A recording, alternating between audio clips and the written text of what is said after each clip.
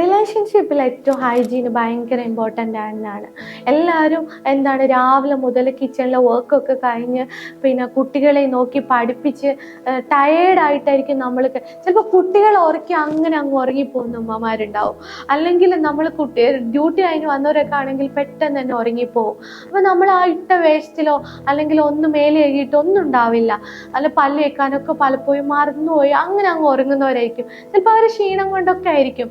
അപ്പോഴേക്കും നമ്മളെ അടുത്തേക്ക് നമ്മളെ ഹസ്ബൻഡ് വരുന്ന സമയത്ത് പിന്നെ ആ പകുതി ഉറക്കിൻ്റെ മൂഡിലോ പകുതി എന്തെങ്കിലുമൊക്കെ ഒരു അവസ്ഥയിലായിരിക്കും നമ്മൾ ഉണ്ടാവുക.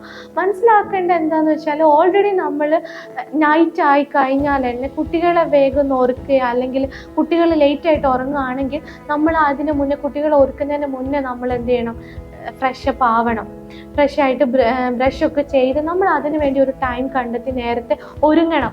കല്യാണം കഴിക്കുന്ന സമയത്ത് നഖമുറുക്കിയും ഭയങ്കര സെൽഫ് കെയർ ഒക്കെ ചെയ്ത് ബ്യൂട്ടിഫിക്കേഷൻ ഒക്കെ ചെയ്തിട്ടാണ് പോവുക.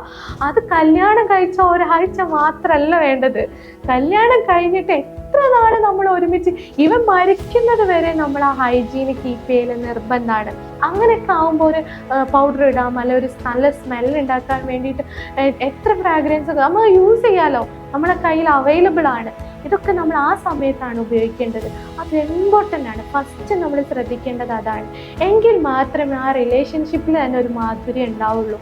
അത് മനസ്സിലാക്കണം. അറിവില്ലായ്മയാണ് പലപ്പോഴും അതൊക്കെ ചെയ്യുന്നതിൽ നിന്ന് പിന്നോട്ട് വലിക്കുന്നത്.